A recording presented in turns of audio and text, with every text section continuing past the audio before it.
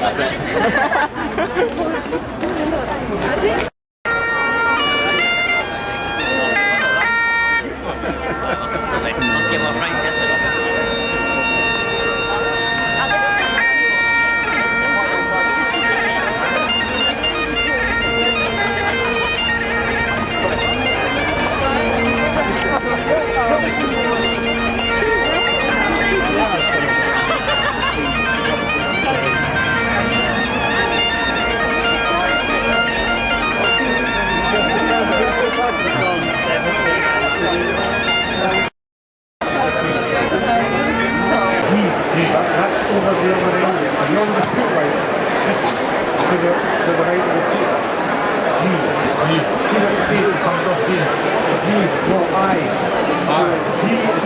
See when it's his eyes, so it starts G, see when it's his exit there, G is just below the exit sign over there. I know it's young.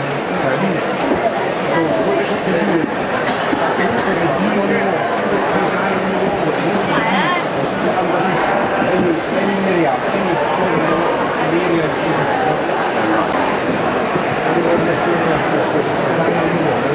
okay, thanks.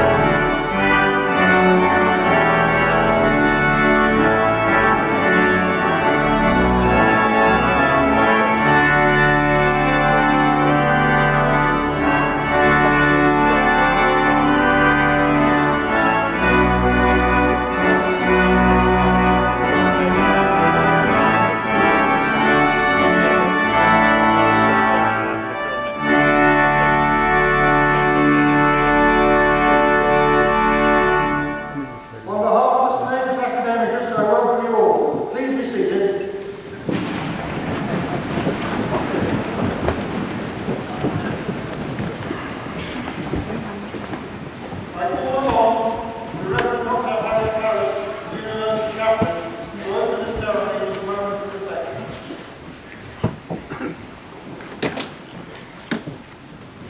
Congratulations on your achievements and the achievements of your loved ones that this day represents. Graduation is a kind of rite of passage, a movement from one stage to another, and at such moments we tend to look both backwards and forwards, taking stock of what has brought us to this point, and also wondering what lies ahead.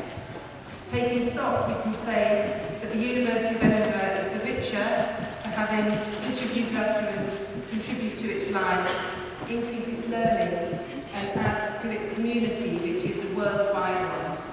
And that you are the richer, I hope you feel it, for the part that you've played here and for what you have received.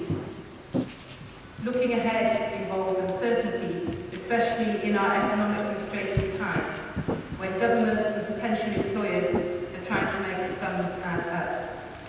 All talk of sums reminds me of a comment that the playwright Alan Bennett made when he read one of Philip Larkin's letters. Larkin was expressing his admiration for Margaret Thatcher's economic policy because she was not afraid to say that 2 + 2 equals 4. Alan Bennett remarked, "We don't need politicians to tell us that 2 + 2 makes 4. We want ones who believe that 2 + 2 can make 5. But what can come about is more than the sum of its parts." Bennett is making a plea for our social imagination, a plea for hope, so that we don't settle for the most predictable outcome, but that we raise our expectations. Hope asks not for how things are, but how they can be transformed. The tension between realism and hope can apply at any level, from economic policy to managing one's own budget, to envisaging what sort of life one might lead, to transforming relationships that feel hopelessly broken. I shall now admit to their various degrees those whose names are listed in the graduation programme.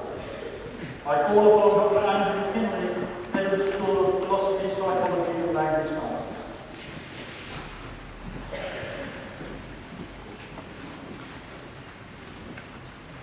Mr. Vice-Chancellor, in the name and by the authority of the Senatus Academicus, I have the honour to present for the degree of Doctor of Philosophy, Antino Boncoy.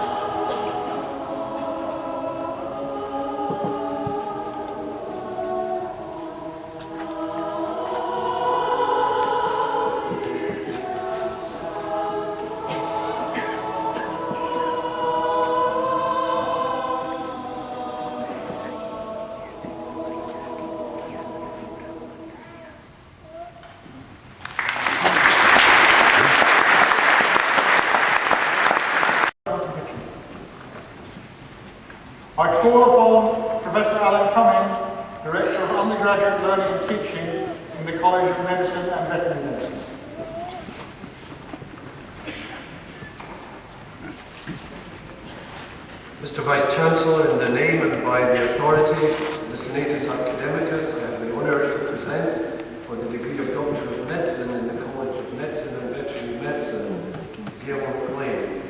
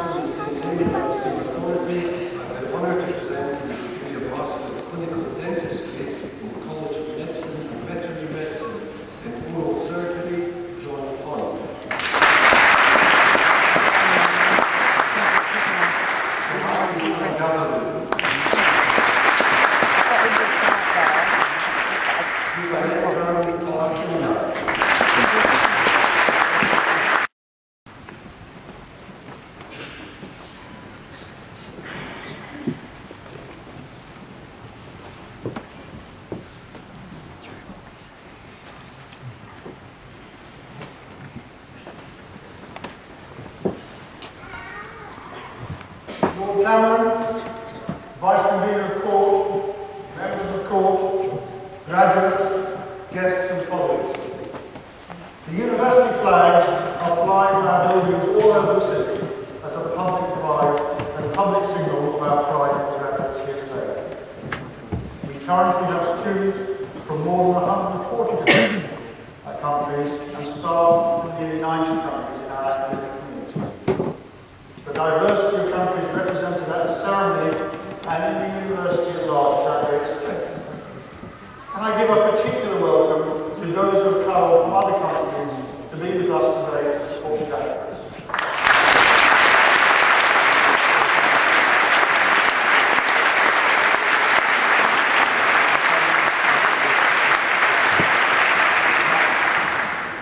I also convey warm greetings to the graduates from the Chancellor of our university, His Royal Highness the Duke of Edinburgh. Our Chancellor has given tremendous service to the university since 1953, and we are very sorry that he is relinquishing this important role as he reaches his 90th birthday.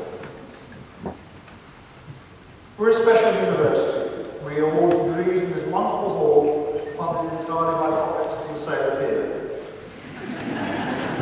We do not wear academic hats, yet degrees are awarded by a tap from this very special vault. And the tap is an act of manumission. If you have been a Roman slave, the tap is a tap from the cheek, or you confirm the Christian right. And I was free from the servitude of being a student. This was freedom of being a graduate.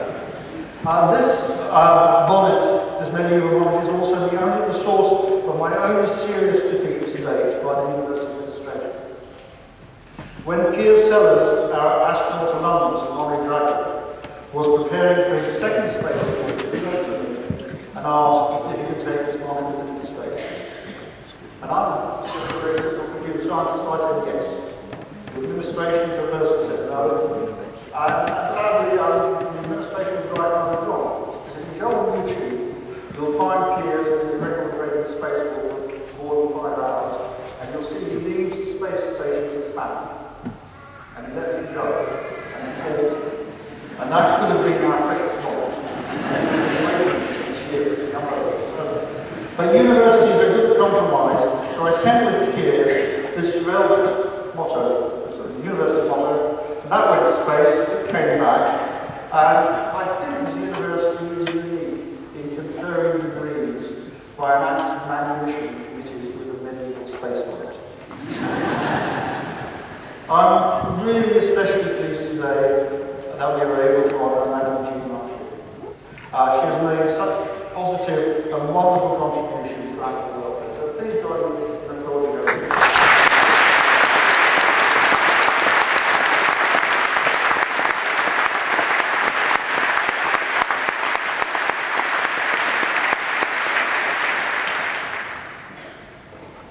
This morning we have graduated most of the postgraduate students from schools of all three colleges of the university. The College of Medicine and Veterinary Medicine and its School of Biomedical Sciences are both flourishing. The Global Health and Global Development Academies are led by Vice Principal, whose creation has been led by Vice Principal Steve Hillier.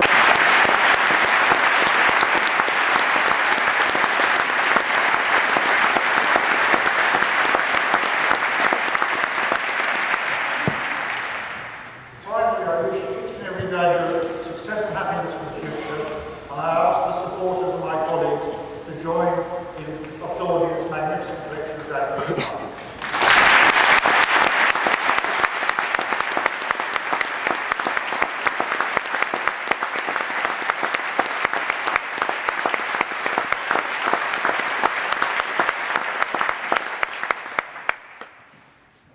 On behalf of the Senatus Academicus, I declare this ceremony concluded.